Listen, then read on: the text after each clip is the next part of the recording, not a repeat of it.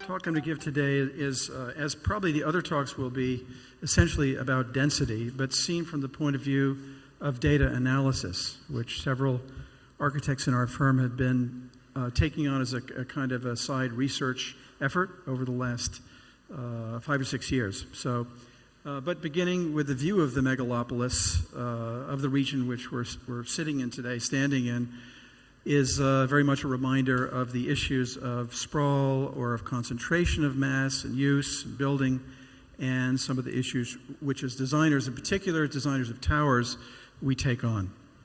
So we might, or we do from time to time, think about density and agglomeration of uses in tight spaces in a somewhat scary sense. This is, of course, a sort of a fictional view of the world as a dome of habitation. And, of course, that's no way to live, because the way of finding one's way through or finding light or air might be very troubled. Or in a real condition, which has been re-evoked here in a kind of a post-record drawing of the Kowloon walled city of apartments which were built almost in an organic fashion without a kind of design that we think we're typically endorsing, made a functioning but at the same time dysfunctional environment. But even in a setting where buildings are well engineered and they're well proportioned and follow even some of the great models of Mies and other successors, we can make environments which are daunting and perhaps not to be repeated or held as paradigms for either working or living. Rather, we might look to an older model, this case a Renaissance fresco. This is from the interior of the Siena Town Hall, a fresco or a painting known as the Allegory of Good Government. And so here, proportion, color, presumably a mix of uses, and a variety of form and open space to balance with mass makes a sort of ideal city, at least for those who lived in Tuscany in 1500 or so. And if we think about the way density and livability relate to each other, this is an abstract graph, as you can see. It's quite, kind of dumb and simple, but up to a certain point of maybe FAR 2, 2.5, the more dense an urban environment gets, the more useful, the more energetic, the more rewarding for many people who use cities. After a certain point, though, the usability or the livability of a city falls off as buildings become more crowded, fight for space, costs go up. But the function of design then should be in a way to extend the livability into the zones of higher density, whether by height or by arrangement of careful planning, by architectural aesthetic design, or clever uses of infrastructure and manipulation of wind patterns, etc. So through good design, even though we might be living one on top of the other, we can still make some wonderful terraces, gardens, views, and in a way this is a bit of a utopian view of what might be in our cities. So what I want to do in the next 15 minutes is to look at a few examples from 3 cities, examining in some live cases which are being worked on today as projects, and then some hypothetical cases, how the context, the environment of different social, political, climate, and even construction trade settings will cause our high-rises to diverge in some ways as they evolve into their ultimate typological perfection, or diverge. So either they're convergent or divergent, but we can see here a sort of a sampling of the various towers of London, New York, Shenzhen. Of course, this difference in scale, the difference in girth, reflecting some of the differences in the city plans, and then a couple of or 3 KPF buildings, which are good exemplars, I think, to examine, to make a little bit of a data sampling. The Heron Tower in London, the One Vanderbilt Tower, which is going to break ground tomorrow morning in New York, and the Ping An Financial Center. Many of you went to the party last night at the top of that 600-meter building. So just to look at the sort of what we have in these cities, in blue you see the top 20 highest buildings as data points in London, New York, Shenzhen. New York, of course, representing the broadest time stretch of the life of the high-rise, Shenzhen being more recent, and London, in fact, also more recent, but the height of the buildings in London being quite a bit lower, as we know. Or if we look at the floor area ratio, the density of buildings, Shenzhen actually quite low because of the availability of land, the size of plots. In London, the converse. Even though buildings are quite a bit lower, the plots, especially in the City of London, but also other parts of the clusters, quite small. And so the density is highest in New York. Mixed use, not so very much in New York, partly because of regulation, something called the over-under rule. No residential over commercial, or commercial rather over residential. London also not so much, but in Shenzhen, very much of an exploration of the combination of living and hotel with office. So these three cases I want to look at to begin with. In London, a large master plan where the first measure or method was to take the upper row of housing types from terrace houses from the mid-19th century up to today, with the next to last being the Barbican, and then in the bottom row, extruding those or amplifying their density by a factor of 2, and then through an analysis of various aspects of livability having to do with views towards the outside, of light into the windows, public space, etc. Most of these examples failed, would not work, even by prescribed London standards. And so we then tried to take another step in this project to say, if we could take the criteria which matter to us most about sunlight, density, block size, tower location, both factors of design and resultants of design, we would then find a way to manipulate a tower within a multiple block zone and find different ways to score these different attributes. So in the end, through this exercise, we would test a few hundred different tower sizes. Then with this XIM method, which is essentially a writing of script to reflect these factors, we would arrive at a block size, but more important, at a separation between buildings, angles of incidence between the street and the tower, so that we could make an acceptable or better than acceptable, a high score according to these various criteria. And so in the larger amalgam of sites which made up this master plan, there you could see by this sort of wiggling of various different options, which represent maybe 5 from more like 25, the relationship between not only buildings and the street, but also location of streets, girth of blocks, whether the space, the green space, the open space should be inside the block or outside the block, results in, as you can see on the right-hand side, we can't exactly read, a series of scores, which again, in terms of delivering something, a product of usefulness, but also something that could more easily get approved, a very useful method. And so I think part of the point of all of this is that the architecture at the street, at least in this evocation, does not need to be affected terribly by the feeling of the height of towers, that the feeling of more familiar scale of London terraces, or rather here mansion blocks, could result from this kind of manipulation of elements to make a denser city. The whole point here was to create more FAR. This has to do with the kind of cluster imperative that London needs to accommodate another 1 million people in the next 10 years, and not so very many parts of Greater London have been identified as places where this should and could happen. Now in New York, I mentioned the Vanderbilt Tower, which is now a hole in the ground. The groundbreaking tomorrow is really just for the mayor's ceremony. But it's been an interesting process because you see this objectives chart marked in a kind of a green pentagon at the bottom right. And that is a sort of a web that connects factors that have to do with daylight, that have to do with views, pedestrian movement, and surface area, etc.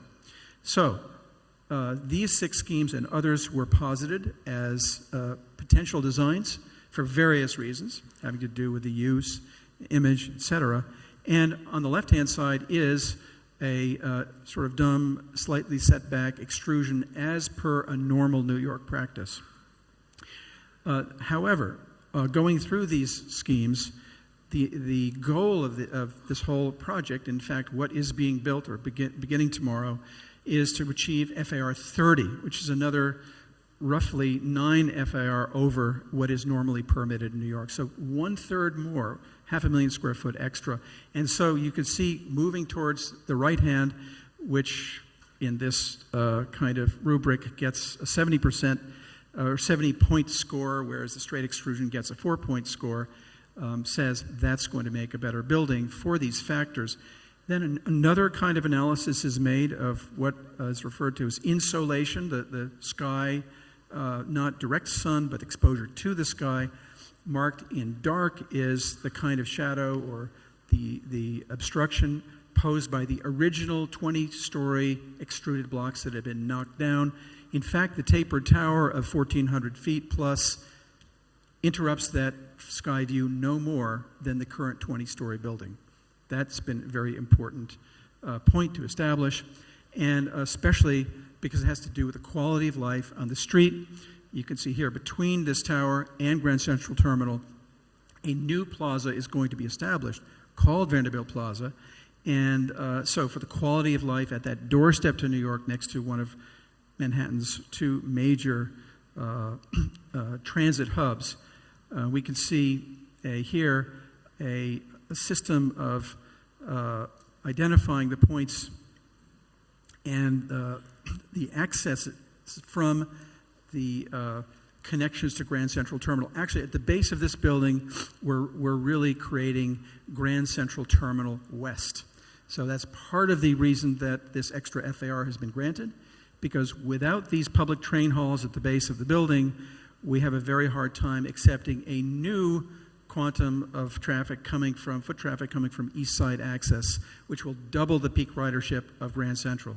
So the kind of, this is just a nice illustration, but the kind of data analysis which typically traffic engineers do, but which has been married to a spatial design of some complexity here, is very, very important to prove that this building will alleviate some of the pressures of this East Side access.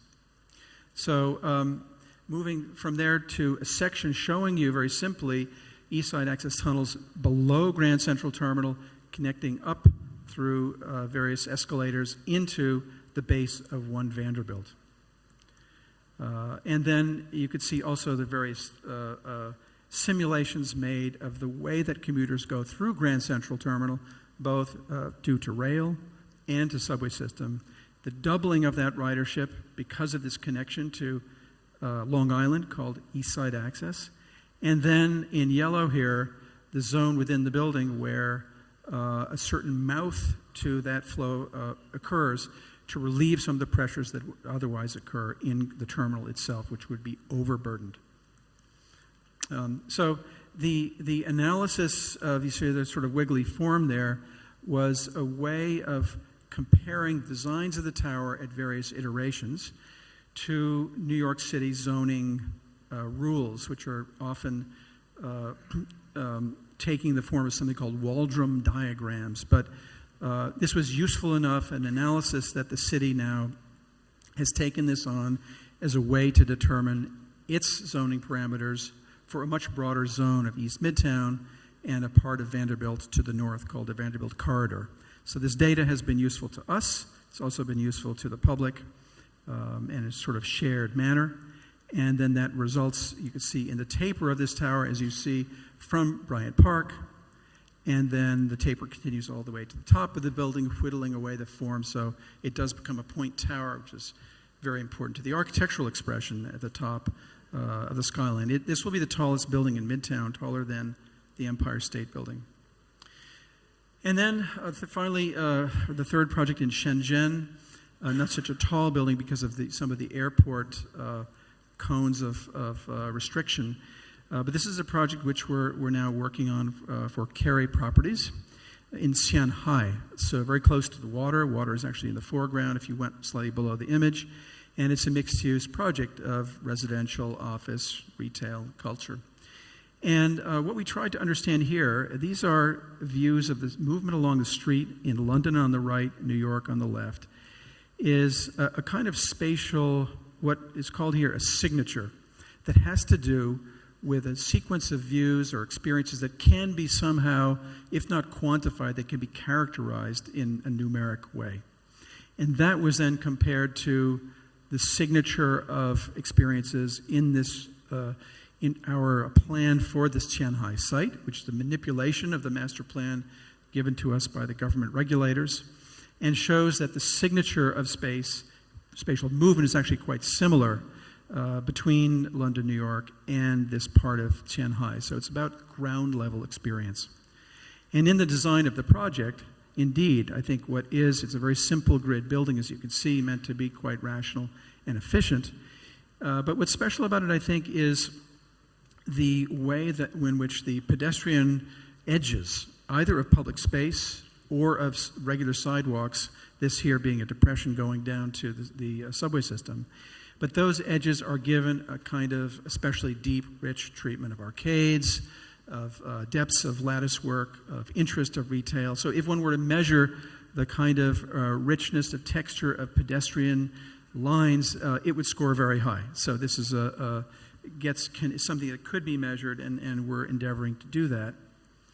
Now, the last bit I wanted to introduce to the talk today was a bit of an experiment, which was in speaking with 3 city planners from these respective cities, Colin Wilson, who's one of the lead planners with GLA, London, Edith Su Chen, who for probably 15 years has been the lead planner, first under Amanda Burden, then under Carl Weisbrod in the Department of City Planning in New York, and then finally Gu Xin, who is a planner here in the larger city of Shenzhen, not at one of the particular Fujian, Hohai, or Qianhai, but the overall overarching land and planning bureau.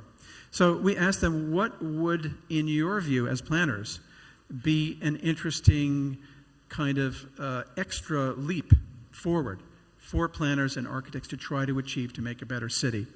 And so for Colin Wilson, the question was answered, clusters which do a better job of integrating themselves with their surroundings, not bundles of tall buildings which stand like trees in a forest with no fall off at the edges, is a bit the case in the city or London Bridge area or Canary Wharf.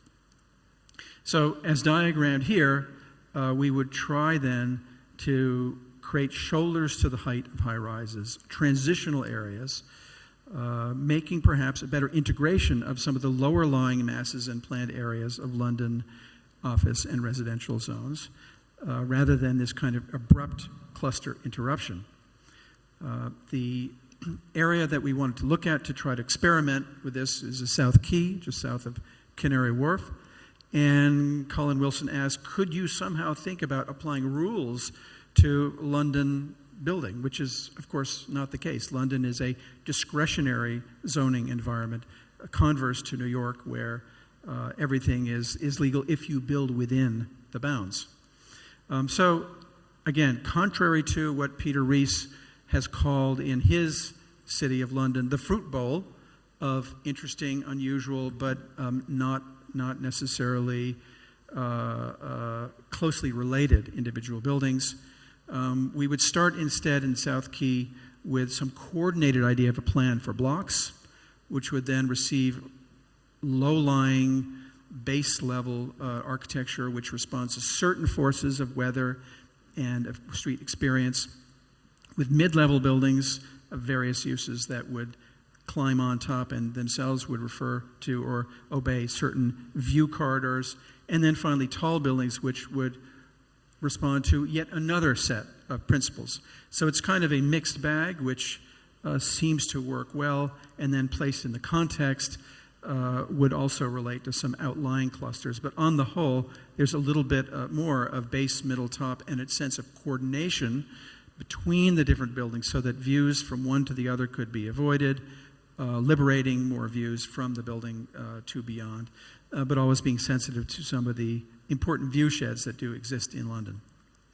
And then these were scored, again, in this sort of heat map per some principles of light and air and view and so on, and scored, even though this is a much higher density than normally would be found in London for the cluster or for this zone, a more than acceptable rating.